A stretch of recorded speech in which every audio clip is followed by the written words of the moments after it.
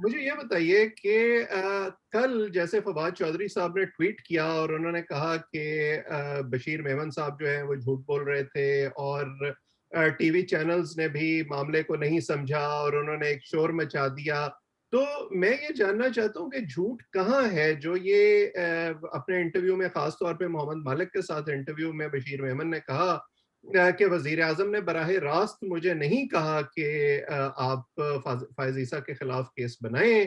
तो मैंने जो आपका इंटरव्यू देखा, जो उसकी वीडियो देखी और जो उसकी रिटन स्टोरी पढ़ी, उसमें तो उन्होंने यही कहा है कि मेरी 2-3 मिनट की मुलाकात हुई थी वजीर आजम से, जिसमें उन्होंने मुझे कहा कि बस तुम तकड़े रहना और तुम अच्छी तरह केस बनाना और डरना नहीं। और जब मैं जाके फरोग नसीम और शहजाद अकबर को मिला और वहां मीटिंग हुई उनके कमरे में, तो वहां मुझे बताया गया कि फायज ईसा के बारे में ये केस है जिसकी बात हो रही थी। तो आप अगर रिकॉल करें तो इन सारी बातों को, तो आपको क्या लगता है कि ये किस तरह से स्पिन करने की कोशिश की जा रही है सारे मामले को? बहुत शुक्रिया अवैध साहब आपका आज बुलाने के लिए। देखें ये बड़ा अनफॉर्चुनेट है कि किस तरीके से ये, बल्कि हमेशा जब भी कोई गवर्नमेंट होती है और उसके जो मिनिस्टर्स हैं, एडवाइज़र हैं या स्पोक्समैन हैं, उनकी हमेशा से ज़ाहिर कोशिश यही होती है कि जो भी आप पे इल्ज़ामात लगें, आप उनको ऐसा स्पिन करें कि आप घुमा के रखें बाकियों को, अपोज़िशन को या मीडिया को, और बजाय कि आप उस इंटरव्यू में इवन जो रात को उन्होंने बात की बशीर मेमन साहब ने मोहम्मद मालिक का साहब के साथ जो इंटरव्यू उन्होंने रात को अपना दिया, तो उसमें भी देखें कहीं पे कोई स्लिप ऑफ टंग नहीं है, कोई ऐसी बात नहीं है कि जो मेरे इंटरव्यू को जो कंट्राडिक्ट कर रही हो। बल्कि मैं ये चाहूंगा कि जो बात उन्होंने उस इंटरव्यू में की थी वो जी मैं जी। यहाँ पे प्ले करूं, ताकि जो लोग हमें इस वक्त देख रहे हैं वो भी उसको सुन लें और उसके बाद हम उस पर बातचीत करें और लोग भी ये फैसला करने में जो है उनको आसानी हो कि क्या वाकई जो है वो आप कोई नई बात कर रहे हैं या वही बात कर रहे हैं जो उन्होंने पहले की। मुझे फोन आया था चीफ एग्जीक्यूटिव ऑफिस से, वजीर हाउस से आपको फोन जी हाँ, वहां से फोन आया था कि आपकी मीटिंग है। और किससे मीटिंग है? जाहिर है चीफ एग्जीक्यूटिव के ही उसके साथ ही मीटिंग होती थी। तो मुझे वहाँ से आया फ़ोन, तो वहाँ पे principal secretary to prime minister के ऑफिस में हम गए। वहाँ पे शहजाद अकबर साहब भी मौजूद थे। आज़म साहब जो प्रिंसिपल सेक्रेटरी है प्राइम मिनिस्टर साहब के, वो और शहजाद अकबर साहब मौजूद थे वहाँ पे। वो मुझे फिर ले गए चीफ एग्जीक्यूटिव ऑफिस में, वजीर आजम साहब के पास। जाहिर वो चीफ एग्जीक्यूटिव ऑफ पाकिस्तान थे और elected chief executive of Pakistan, उनके ऑफिस में ले गए। तो बड़ी मुख्तसर सी वहाँ पे मुलाकात हुई और मुझे पता नहीं था बैकग्राउंड क्या है। तो उन्होंने कहा कि अच्छा फिर बशीर मत करना और ये वो, तो बड़े अच्छे और उनकी बहुत मेहरबानी, उन्होंने बहुत हमेशा मेरे साथ अच्छा बर्ताव किया कि जी आप अच्छे अफसर हैं और बड़े प्रोफेशनल हैं और टीम को चला लेते हैं और जिस तरह भी होता है बड़े अच्छे केस बनाते हैं, इस केस में हिम्मत करना और ये करना। ये कौन कह रहा था आपको? चीफ एग्जीक्यूटिव ऑफ पाकिस्तान के साथ बात हो रही है।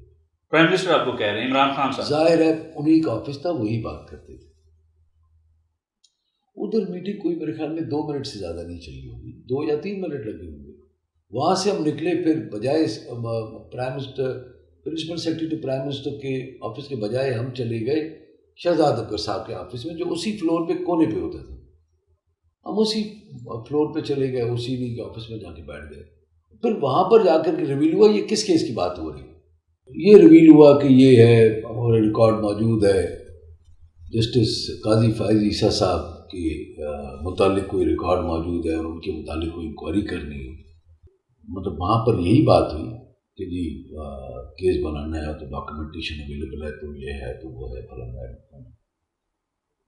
तो मैंने कहा excuse me, you are talking about Qazi Faez Isa, justice supreme court of Pakistan and his wife. हाँ, और मैंने कहा खुदा खुदा करिए, क्या कर रहे हैं आप लोग? अब इसमें देखें कहीं वो कह रहे हैं कि ये बातें नहीं हुई। जो बातें मालिक साहब के प्रोग्राम में उन्होंने रात को की और जो 11 अप्रैल को मुझे उन्होंने इंटरव्यू में कहा, क्या उसमें आपको लग रहा है कोई डिफरेंस? कोई इंच भी जो है वो बात में कोई डेविएशन नहीं है, कोई कंट्राडिक्शन नहीं है। वो एग्जैक्टली वही बात कर रहे हैं जो उन्होंने 11 अप्रैल को मेरे साथ इंटरव्यू की कि मुझे प्राइम मिनिस्टर ऑफिस में बुलाया गया, मैं वहां पे गया, ये दोनों साहब मेरे साथ थे, हम पीएम ऑफिस में गए, प्राइम मिनिस्टर से मुलाकात हुई, 2-3 मिनट की वो मुलाकात थी। उसमें वो कहते रहे कि तगड़ा केस बनाना है, डटे रहना है, तुम्हारी रेपुटेशन पहले भी बड़ी अच्छी है और इसमें भी हिम्मत करनी है कि अच्छी टीम बनानी है तुमने। अब जाहिर है वहां पे उन्होंने ये बात नहीं की प्राइम मिनिस्टर ने कि केस मतलब काजी फायज ईसा का वहां पे नाम नहीं आया, लेकिन इसका ये मतलब नहीं है कि वो काजी फायज ईसा के केस के मतलब बात नहीं कर रहे थे। तो भाई जब वहां से वो उठे हैं, शहजाद अकबर साहब के कमरे में गए हैं, तो उनको सारा केस समझाया गया, तब जाकर जाहिर मेमन साहब को पता चला कि अच्छा अंदर जिस केस की बात प्राइम मिनिस्टर साहब कह रहे थे वो तो काजी फायज ईसा साहब का केस है। बिल्कुल। अब और इसमें क्या है जी, काजी साहब ने डायरेक्ट नहीं कहा, काजी साहब को उन्होंने डायरेक्ट नाम नहीं लिया। भी वो यही बता रहे हैं आपके साथ इंटरव्यू में कि वो जब उस मीटिंग में मुझे ये बताया गया तो मैं हैरान हुआ और मैंने कहा कि ये आप क्या बात कर रहे हैं।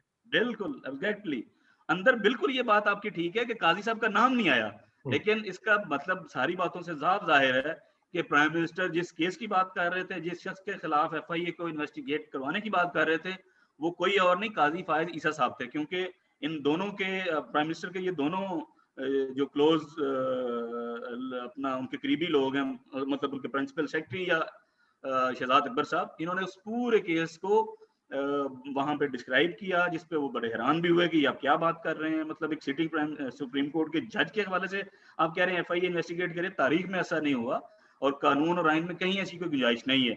जिसके बाद वो बशीर मेमन को लेके जब बात उनकी यहाँ फंसने लगी कि लीगल मामलात पे, तो फिर उन्होंने कहा कि अच्छा आपको फिर लीगल अगर आपको ये मसला आ रहा है कि नहीं बन सकता है या एफआईआर कर सकती है नहीं कर सकती, देन वो वहां से तीनों उठे प्राइम मिनिस्टर ऑफिस से and they went straight to law ministry, जहाँ पे उन्हें फरोग नसीम साहब के ऑफिस में ले जाया गया, जहाँ पे फरोग नसीम साहब, 3 ये लोग और 5वें वहां पे डॉक्टर इशफाक जो मेंबर एफबीआर थे वो वहां पे मौजूद थे।